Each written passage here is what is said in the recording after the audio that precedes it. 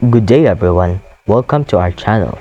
So for today's video, we are going to talk about Biag ni Lam-ang, a pre-Hispanic epic poem which originates in the province of Ilocos.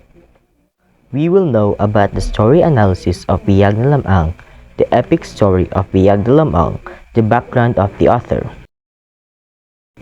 The lessons we will cover today is the story analysis of Biag ni Lam-ang, the epic story of Biag ni Lam-ang, and the background of the author.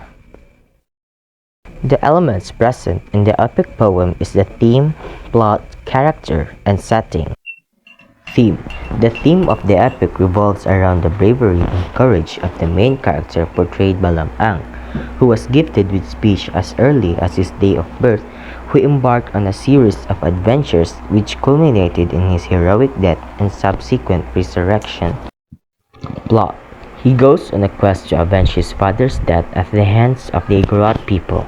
Lam-ang displays great feats of strength and bravery. He later falls in love with a maiden named Ines and defeats rivals to win her hand in marriage. Characters. Lam-ang, a strong and skilled warrior who possesses supernatural abilities. He is known for his bravery, determination, and love for Ines Canoyan. Ines Canoyan, a beautiful and virtuous maiden, daughter of the richest man in the town of Calanutian. She is Lam-ang's love interest and eventually becomes his wife. Don Juan Panaganiban, Lam-ang's father, a respected warrior who was killed by Igorot enemies. Namongan, Lam-ang's mother, a strong and independent woman who raised Lam-ang after her husband's death. Rooster, Lam-ang's loyal companion, who acts as his spokesperson and often helps him in his adventures. Grey Dog, another loyal companion who assists Lam-ang in his endeavors. Sumarang, Lam-ang's rival for Ines's affections. He is defeated by Lam-ang in a battle. Berkakan, a dangerous water monster that swallows Lam-ang whole. The setting in which the epic poem happened is Nalbuan, La Union, Philippines. We will now tell the third-person point of view story of the epic Biag ni Lam-ang. Don Juan and his wife Namongan lived in Nalbuan, now part of La Union in the northern part of the Philippines. They had a son named Lam-ang. Before Lam-ang was born, Don Juan went to the mountains in order to punish the group of their Igorot enemies. While he was away, his son Lam-ang was born. It took 4 people to help Namongan give birth. After 9 months of waiting for his father to return, Lam-ang decided he would go look for him. Namongan thought Lam-ang was up to the challenge, but she was sad to let him go. During his exhausting journey, he decided to rest for a while. He fell asleep and had a dream about his father's head being stuck on the pole by an Igorot. Lam-ang was furious when he learned what happened to his father.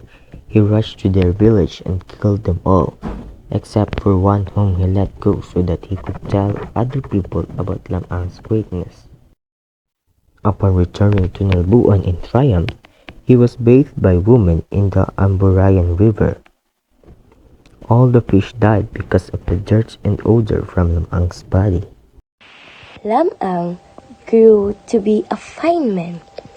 There was a woman named Ines Canoyan, whom Lam-ang wanted to woo. She lived in Calanutian, and he brought along his white rooster and grey dog to visit her. On the way, Lam-ang met his enemy, Sumarang, another suitor of Ines whom he fought and readily defeated.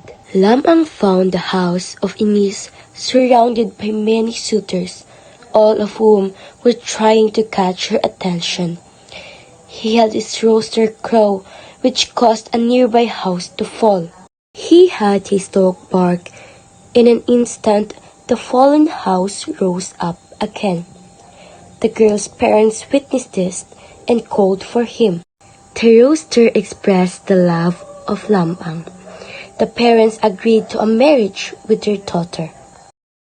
If Lam-ang would give them a Tory valued at double their wealth. Lam Ang had no problem fulfilling this condition. He and Ines were married. It was a tradition to have a newly married man swim in the river for the rarang fish. Unfortunately, Lam Ang dove straight into the mouth of the watermaster Berkakan. Ines waited but failed, so he had ordered men to follow Lam Ang to the sea. Ines had Marcos get his bones, which she covered with a piece of cloth. His rooster crowed and his dog barked, and slowly the bones started to move. Back alive, Lam Ang and his wife lived happily ever after with his white rooster and gray dog.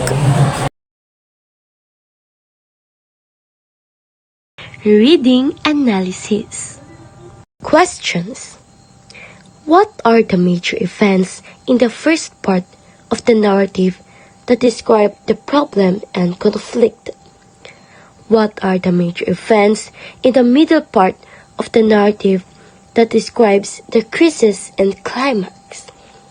What are the major events in the last part of the narrative that describes the resolution and solution to the problem and conflict? Historical time periods. Pre-colonial Philippines. Concepts developed revealed in this time. Heroism and bravery. Importance of family and lineage. Traditional courtship rituals.